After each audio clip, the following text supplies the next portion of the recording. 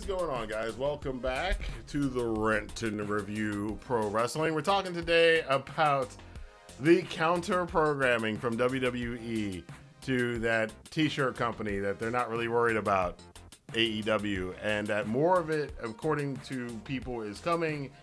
The big one is for the All In pay-per-view, which is AEW's biggest pay-per-view of the year. It's his biggest event of the year. And on that weekend, WWE has booked not one, not two, but 3 events on the same weekend to draw away from whatever audience that AEW might be able to pull in from their diehards, because there are a lot of people who watch both. And there are a lot of people who, you know, they check out an AEW show if there wasn't another WWE show. But if there's a WWE show on, they're gonna watch the WWE shows. They're not gonna watch the AEW ones. And that's the whole game here. And Tony Khan was asked about this in the Double or Nothing post media scrum, in which he said this. And around yours on a consistent basis? It's pretty consistent. I'd say it's the most consistent event head-to-head scheduling I've seen since Jim Crockett Promotions. Saw a lot of scheduling that went that way, and I can tell you this will go a lot differently than that did, Mark. Thank you for asking.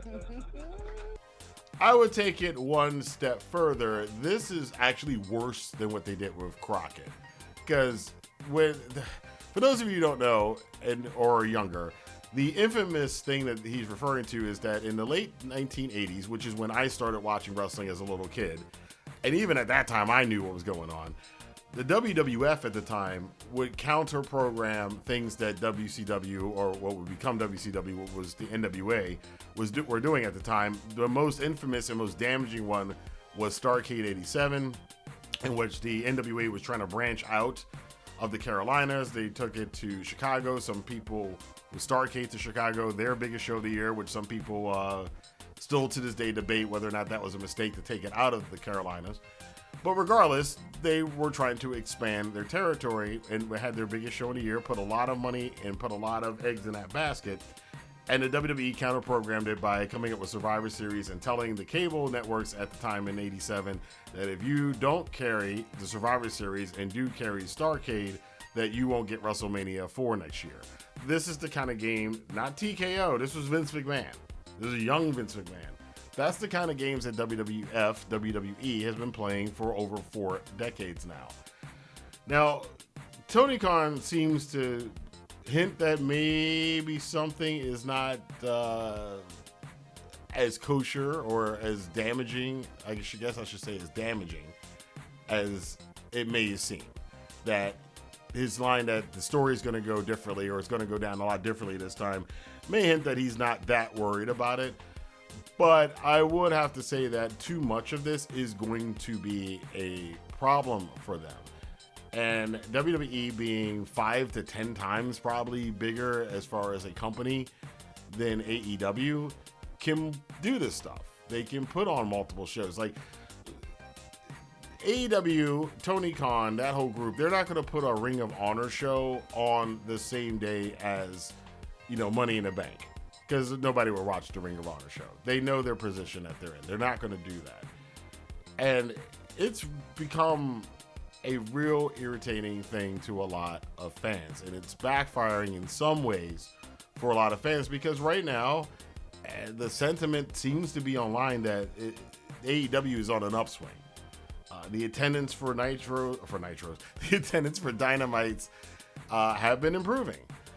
The ratings haven't been quite there. They've been in the middle of the NBA season and a lot of preemptions because of competitive sports and the time slots getting moved around and other things happening at the same time that Dynamite's on. I'm curious to see at the end of the summer if we are going to see a increase in viewership in AEW. But creatively speaking, I think they are in one of the best runs they've been in for probably 2 or 3 years. A lot of stuff that they've got going on, especially heading into All In, is all coming together now. Things that people were asking about, even myself, were questioning, like, why is this and why is that and why does nothing tie together? Well, it's all tying together now. Hangman's match against Moxley coming up, which is the men's World Championship main event at All In. Well, it's now tied into this long history that Hangman has with Swerve Strickland, Swerve's history with the championship, Will Ospreay being the new flavor of the month, and him kind of being in the middle and being, to a lot of people, he should have been the heir apparent. And we don't know what happens when Darby comes back, and Darby has a history with a lot of these guys. Over on the Women's World Championship side, you've got Timeless Toni Storm and Mercedes Moné, and people were wondering all this time, and it was like a month ago, all this criticism about Mercedes not losing matches, her being undefeated, even though she lost the New Japan Strong Championship, she wasn't pinned in that match. She has not been pinned since she's been in the AEW sphere. And in fact, I think the last match she lost was to Willow Nightingale, which was a audible because Mercedes got injured in that match. So there's a lot been made about that over the last couple of months, and people complaining about it. And, Mercedes Moné has, creative control and all this other stuff. But whether she does or not, it doesn't really matter, because the end result of it is now that we've finally seen Toni Storm and Mercedes Moné face-to-face in a promo to promote this match coming up at All In a month and a half. Well, guess what? It felt big time. Toni Storm, whose character was originated in AEW, even though she, of course, wrestled in WWE before, but the Timeless Toni Storm character is pure AEW creation, taking on Mercedes Moné, undefeated, multiple champions in multiple promotions around the world, still basically the same kind of character that Sasha Banks was. This is the closest thing you can get to a dream match from an AEW star against a quote-unquote WWE star again. I think it worked out well. And the fact that Mercedes, this is the last championship she has to collect. And Toni Storm, this is the biggest match of her career. I think it all works out wonderfully well. But WWE has to counter-program this. So personally, I don't like this stuff. I've never liked this stuff, and this is part of the reason I can never completely get on board with WWE. It's a very, very simple reason. They can't just be number one. They have to destroy anything else in the wrestling industry. They always have to destroy everything else. It's not like, it'd be in the comparison if Disney gets this flack too in the movie realm. They bought Marvel, they bought Star Wars, kind of ruined both of those franchises. But it would be as if Disney had bought like almost every other studio in the world, and the only one that was left was Paramount. And Paramount tried to put out their biggest movie, and then Disney's like, well, we're going to throw a Star Wars show and a new Avengers movie on the same day that Paramount's coming out with whatever big movie they're coming out with. Like, that stuff happens to some extent, but truth be told, a lot of movie studios often move their release dates and their theater debuts to not do stuff like that. There's no reason to do it. And in wrestling, there is no reason to do it. The pro wrestling fan base, even though we are in a hot period right now, has been constantly shrinking for 40 years. And one of the great things about wrestling is that there are a variety of different wrestling companies. There are a variety of different styles. There are different places around the world who people can pick from the best and then incorporate it. That's one of the great things about wrestling. That's where a lot of the stars come from, by the way. But WWE is still on this thing, and has been forever, about not just being okay with doing their thing, even though they keep claiming that's what they're doing. We don't pay attention. Our competition is the mainstream, is all this other stuff. Yeah, okay. Then why are you putting in 3 events opposite AEW's biggest show of the year? If AEW is not a threat, which they really, honestly, I love AEW. I like WWE, but AEW is not a threat to WWE's dominance. And WWE just comes off looking very, very insecure by doing this. There's no reason for them to do this, except to hurt AEW. But hey, don't take my word for it. If we were going into an arena, they would book one of their TV shows like either same time or right before ours, so that our ticket sales would tank, right? Yeah. Like they're booking the club down the street. Yep. Try to do, right? And that was what was pissing us off. Is it going to work? Yeah, to some extent, because again, WWE fans who would be inclined to check out All In, but are dedicated to WWE are not going to watch All In.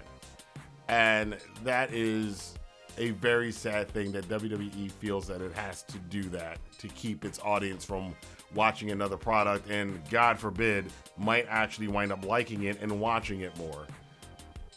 Again, in any other industry, I can't imagine them doing this in the music industry, and not to this extent.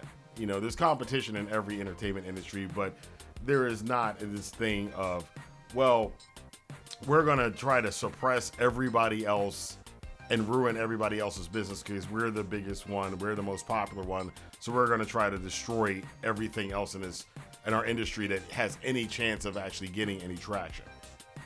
That's not really competition, man. That's more suppression. But I want to know what you guys think. Let your voice be heard in the comment box below. Do you think that WWE's counter programming is going to be detrimental to AEW?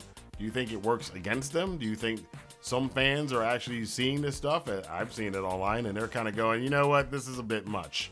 And to be fair, on WrestleMania week, there are a lot of other promotions that have events around WrestleMania week, but again, the dynamics are different. It's like there's much smaller companies in the WWE. They're kind of feeding off of WWE. I think even Ring of Honor, you know, Tony was a couple years ago, Ring of Honor had their, you know, show that they usually did during WrestleMania weekend in the same area. And Tony Khan was like, I need to get out of here because I'm in enemy territory right now.